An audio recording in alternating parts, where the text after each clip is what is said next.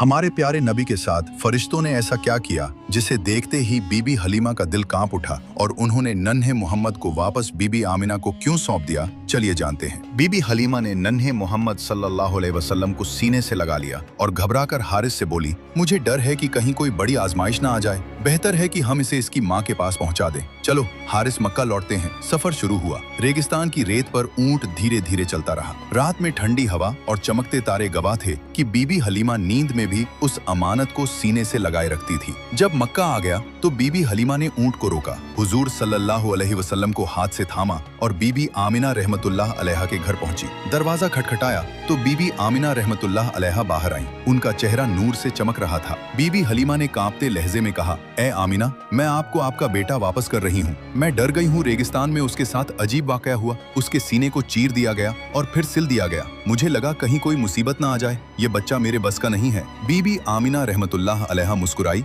और प्यार से कहा, हलीमा, जब ये बच्चा मेरे पेट में था तब भी मैंने ऐसे मंजर देखे थे जो किसी और ने नहीं देखे होंगे। ये बच्चा कोई आम बच्चा नहीं है। इसके साथ फरिश्ते रहते हैं। ये अल्लाह की रहमत और अल्लाह की अमानत है। इस पर कोई बुरा असर नहीं पड़ सकता क्योंकि खुद अल्लाह इसकी हिफाजत कर रहे हैं। ये सुनकर बीबी हलीमा का कांपता दिल भी सुकून पा गया। बीबी हलीमा ने नन्हे मोहम्मद का सर चूमा और कहा, बेटा तू हमेशा मेरे दिल में रहेगा। तू वो नूर है जिसने मेरी जिंदगी रोशन कर दी। उस दिन बीबी हलीमा खाली हाथ लौटी, मगर उनके दिल में ये नन्ही रहमत हमेशा के लिए बस गई। इस तरह हुजूर सल्लल्लाहु अलैहि वसल्लम का दूध पीने का दौर खत्म हुआ और आप मक्का में अपनी वालिदा के पास रहने लगे। ये अल्लाह की मर्जी थी कि अब आपकी तरबियत का नया सफर शुरू हो। मक्का की गलियों में रोज काफिले आते जाते, बुतों की पूजा और झूठी रस्में चलती, लेकिन एक मासूम बच्चा अपनी आंखों से इस दुनिया को देख रहा था। दादा हजरत अब्दुल मुत्तलिब भी नन्हे मोहम्मद से बेपनाह मोहब्बत करते थे। काबा के पास उनके लिए बिछौना बिछा होता। आम बच्चों की हिम्मत नहीं होती वहाँ बैठने की,